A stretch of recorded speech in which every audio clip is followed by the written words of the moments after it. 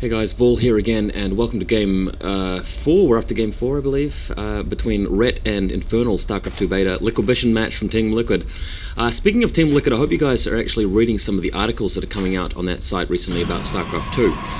Having read a recent one today about the effect of higher ground and shooting from low elevation against high elevation in StarCraft 2, I really agree with all the points in that article, and you guys should go and have a read of that. Now, what's being said in that article, and I've said this in one of my commentaries before, is that units in StarCraft 1, for example, when they're shooting at other units which are at a higher elevation, they will have a percentage chance to miss.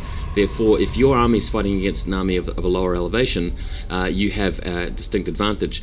Now, that doesn't happen in StarCraft 2. Basically, if you don't have vision of the higher ground, you can't shoot at all, but if you've got vision, it's just like fighting on the same elevation. And what that means is that you can't really defend your choke point if your opponent just comes up to the front of the choke and actually gets vision over the top, or has an overlord there or something like that. Also, if you lose a fight, you can't swing back.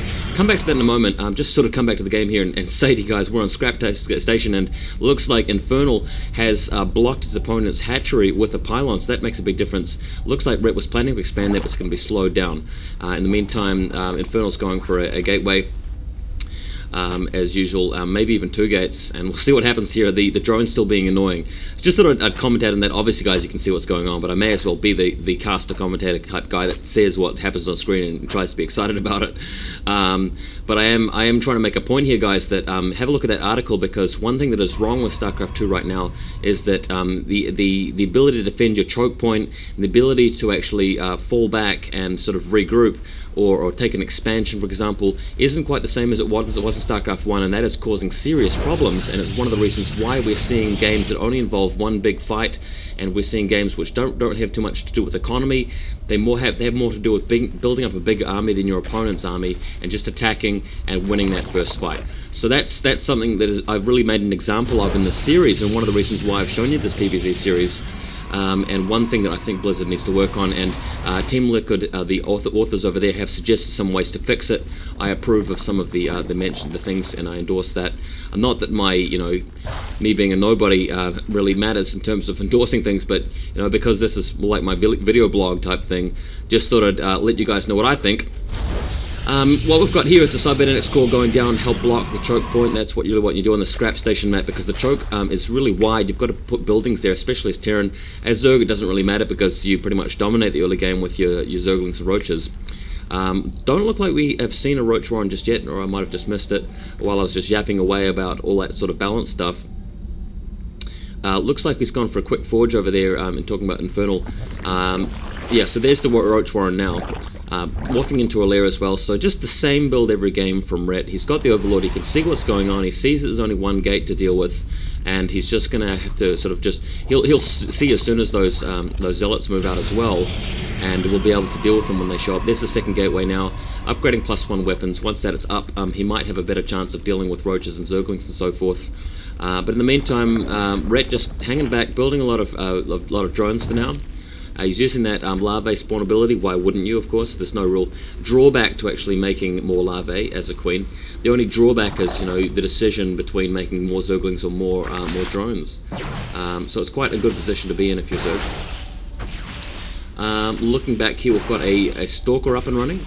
So that's going to get rid of the Overlord. And hey, look at this! We've got a proxy robotics facility at the bottom left of the map here. So I must say that Scrap Station is quite a good map for proxy stuff, and it is going to be a proxy robotics facility from Infernal, so I like that. He's actually trying to do something a bit different this game. He is down one game. He did win the last game, but he must know that the last game that he won wasn't really because of him finding a solution to what Ret's been doing lately. Ret, on the other hand, going for a Spire.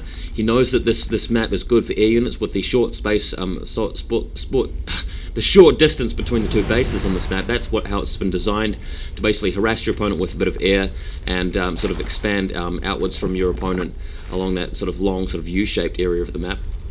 But Roaches are out now. The Roaches should be effective in dealing with any early push, but he doesn't know that these Immortals are being produced here, and that's important. If Infernal just shows up with that big army and the Immortals added to it, Ret may have not actually built enough roaches and zerglings to deal with it. And what Ret thinks is going on is all that he can see in Infernal space. He's probably not familiar with StarCraft 2 enough to be able to see an absence of pylons and general units, not really familiar with the timing and what his opponent's army should look like based on those buildings, as he may be with StarCraft 1. Ret's a great StarCraft 1 player. He's played enough games to know that if he sees a certain number of units and a certain number of drones or probes or whatever, number of buildings or whatever, he knows what he's going to be up against. He knows how many units he needs to build to stop that. But in this case, or at least know enough to realize where those opponents out and doing something fishy or proxying is what I meant to say here. But now he's in trouble because the Infernal army here is coming in with a lot of Immortals and so forth, and he's going to need to hang back. Ret knows that he's actually in a bit of danger here, pulling back with his roaches, and Infernal now coming in, and it's going to force him to fight here. Ret has really little choice but to fight. The roaches killing the Zealots instantly like they always do, and then going for the Stalkers. I like that.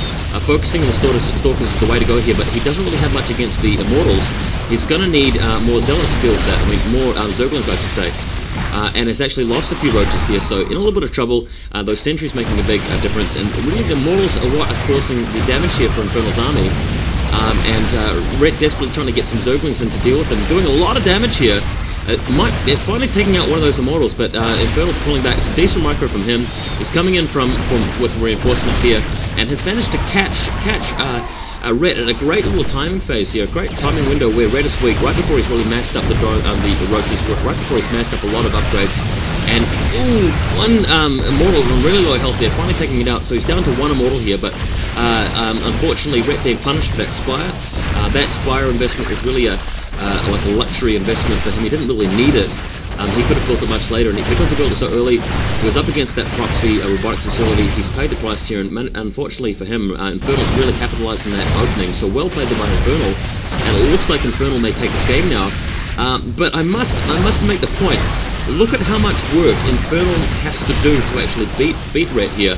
Even though he's actually managed to take advantage of that timing window, he's losing units left and right. It's only because of his constant reinforcement he's able to keep this up, and because Ret invested a lot in that Spire instead of more roaches. Had this happened the other way around, and had Ret abused a little timing window in Infernal's build and just rushed him with roaches or something like that, it would be all over. You'd just see the roaches steamroll everything, in my opinion. So it looks like the things are a bit easier for Ret to do, but unfortunately hasn't quite managed to pull it off here. GG from Ret, and Infernal takes game 4. We're up 2-2. We could have a series on our hands, guys, so just keep watching.